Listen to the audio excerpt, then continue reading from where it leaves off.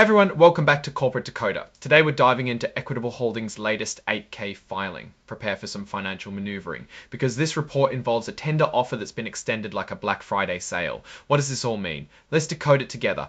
This 8K report filed on March 25, 2025 is all about Equitable Holdings' tender offer for units in AllianceBernstein Holding. Think of it like Equitable Holdings trying to buy back some shares, but instead of common stock, it's buying something a bit more complex.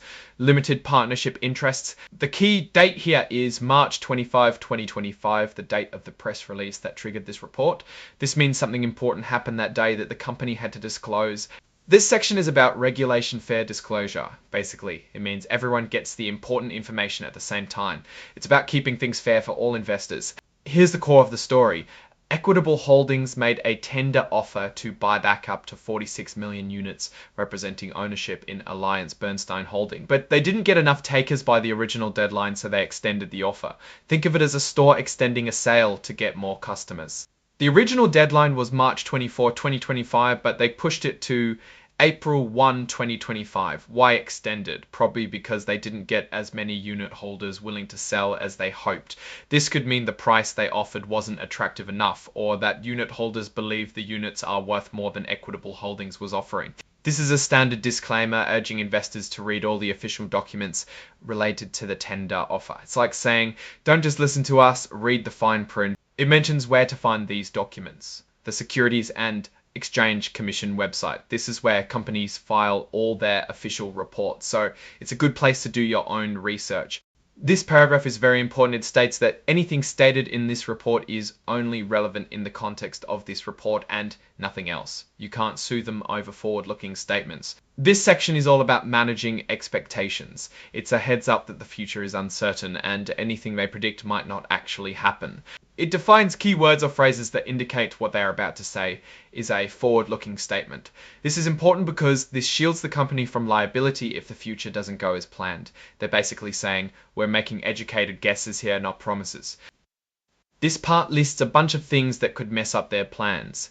These are things that could make the actual results differ from what they expect. This points out risks relate to how they sell their products. If they lose important relationships, that could hurt their business. These are the regulatory risks. Laws can change and those changes could cost the company money or change how they do business. This part lists the documents included with the 8K filing. In this case, it's the press release that announced the tender offer extension. It is an exhibit, so it's attached to the form.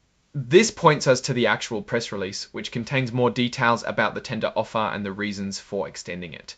This shows that the report has been officially signed off by an authorized person, in this case the Deputy General Counsel. This is just the legal formality to confirm it's official.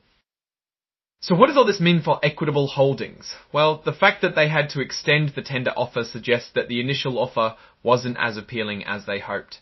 Maybe they'll have to increase the price to entice more unit holders to sell, which would cost them more money. On the other hand, if they manage to buy back a significant number of units, it could simplify their corporate structure and potentially boost their earnings per share in the long run. And they could verd a first fail, which would cost them more money. On the other hand, if they manage to buy back a significant number of units, it could simplify their corporate structure and potentially boost their earnings per share in the long run.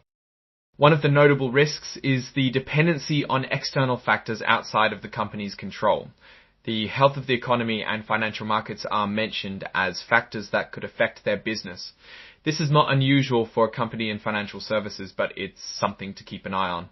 In conclusion, Equitable Holdings is trying to streamline its holdings in AllianceBernstein, but it's facing some challenges. The extension of the tender offer suggests that the initial terms weren't attractive enough, and the company faces a variety of risks that could affect its future performance.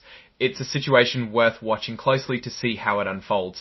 Thanks for tuning in to Corporate Decoder. If you found this breakdown helpful, please like, comment, and subscribe for more financial deep dives.